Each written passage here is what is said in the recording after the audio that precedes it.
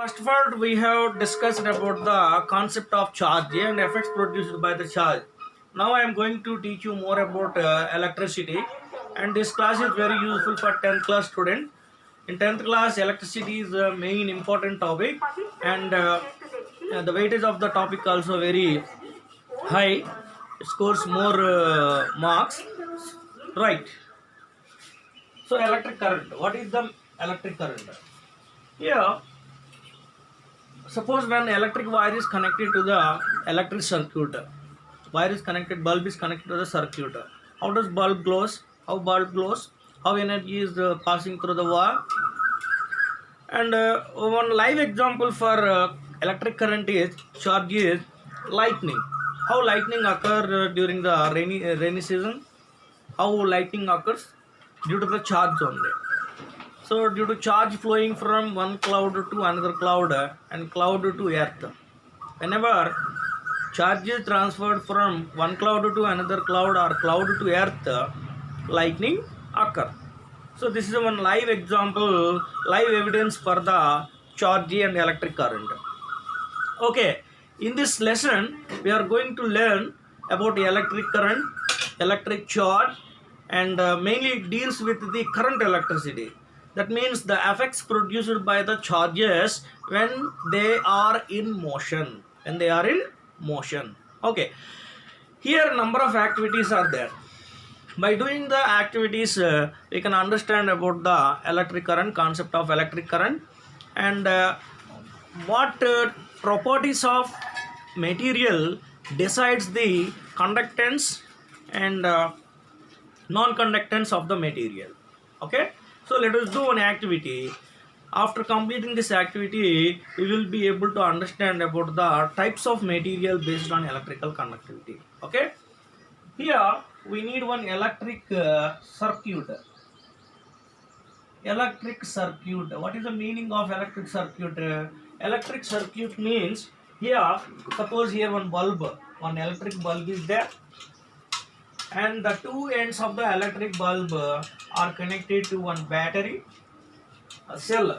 A number of cells are connected in series, then it is called as battery. A group of cells connected in series called battery. But here we need only one cell and one switch also. So switch is used to open the circuit or close the circuit. So this simple arrangement of electric bulb. This is one electric bulb, and this is one cell, and this is switch, tap key. Okay, switch. Okay, let us consider what will happen. Let us see what will happen when the switch is on, when switch is closed. When switch is closed, bulb glows brightly. Okay. What happens when switch is closed? Immediately bulb glows. It is a situation 1. In the situation 1, bulb glows brightly. Okay, let us remove the cell from the circuit and then switch on the circuit.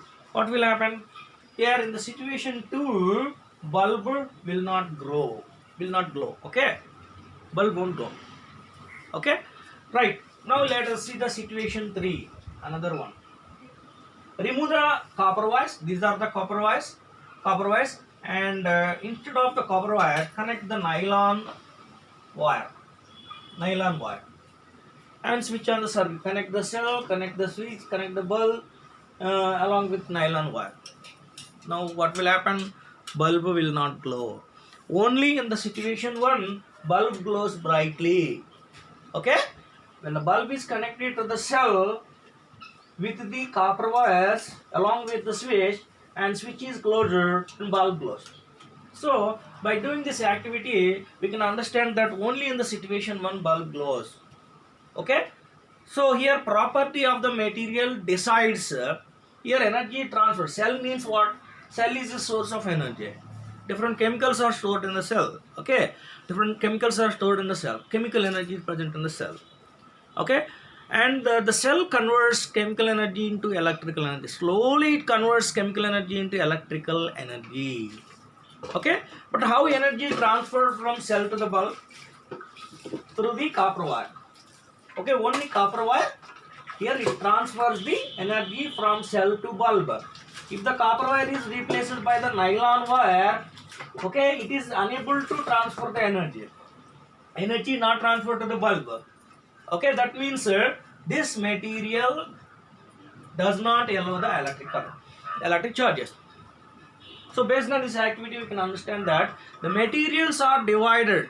Materials are divided into different types based on the electrical conductivity.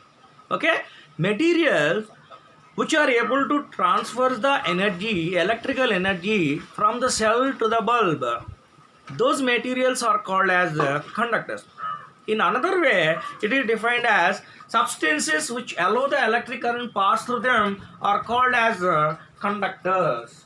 Okay, so based on electrical conductivity, substances can be divided into two types. Number one, conductors, conducting materials. Okay, conducting materials are conductors. Materials are substances, they transfers the energy from the cell to the bulb. Those are called as conductors. For example, examples of the conductors: copper wire. All metals are the good conductors of electricity. Copper wire, aluminum wire, silver, etc. Silver is the best conductor among all metals. Okay, so silver is the best, but it is very costly material. That's why we use copper wire for the transmission purpose. For example, our transmission lines are made. Transmission lines are made with the aluminum, but in our houses we use copper wire for connecting different electrical appliances. Okay, so based on the conductivity, electrical conductivity, substances are divided into two types. Okay, third one also there, semiconductors, but it is not important here. So based on electrical conductivity, substances are divided into two types: conductors and non-conducting materials. Non-conducting materials, or these are also called as insulators. Okay, insulators, substances which does not allow the electric current pass through them are called as insulators. Examples of the insulators: suppose nylon wire is insulator, rubber, plastic. Suppose switches are made with the plastic materials. Okay, backlight switches are used in the houses. Okay, rubber, plastic, paper, etc. So these are the different types of material based on the electrical conductivity. Okay, right. So this is one important activity in the 10th class textbook. So why do all materials not act as a conductor? Why only few substances act as a conductors? For example, why copper wire act as a conductor? Why rubber is not a conductor? Why plastic is not a conductor? What factors decides electrical conductivity of the material? Okay, so to understand this concept, we need to know about one theory, and the theory was proposed by Drude and Loring. Okay, Drude and Loring.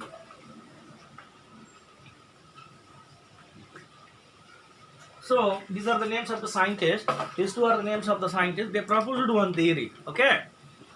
Okay. Let us see what they proposed in the theory. Okay. Loring and Drude proposed.